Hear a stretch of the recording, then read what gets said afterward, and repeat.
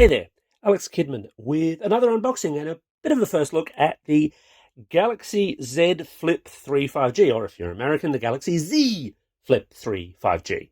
Samsung's just announced this at its Galaxy Unpacked event. They sent me one just prior to that, and it's just arrived. So let's open it up and see what we've got. This is the cream edition. I'm sure Prince would approve. And as you can see, I haven't actually opened it, so you're going to get the whole exciting business of me slicing into it. Do not accept if the seal is broken. Well, the seal is about to be broken. Hey, from a Prince joke to a seal one.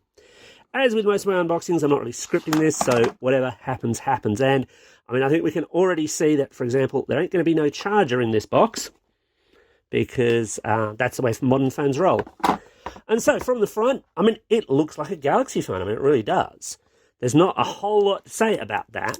But then, of course, it's the back where it gets a bit more interesting. Let's get this plastic off. I don't love the cream. I'll be honest, it wouldn't be my choice of colours. But then, if I'm being 100% honest, I would probably go for the fold over the flip. I tend to like that kind of tablet thing more than the foldability. But, of course, the party trick here is this business of being able to fold it up.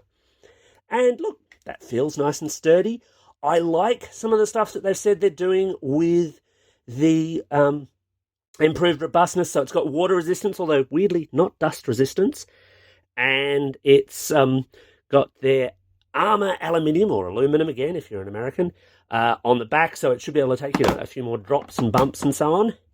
You've still got that definitive little crease thing in the middle there, which, look, I'll have to wait and kind of play around with it and work out how to switch it on. I'm presuming that is the power button I'm pressing there, although there's not a whole lot. Oh, no, there we go.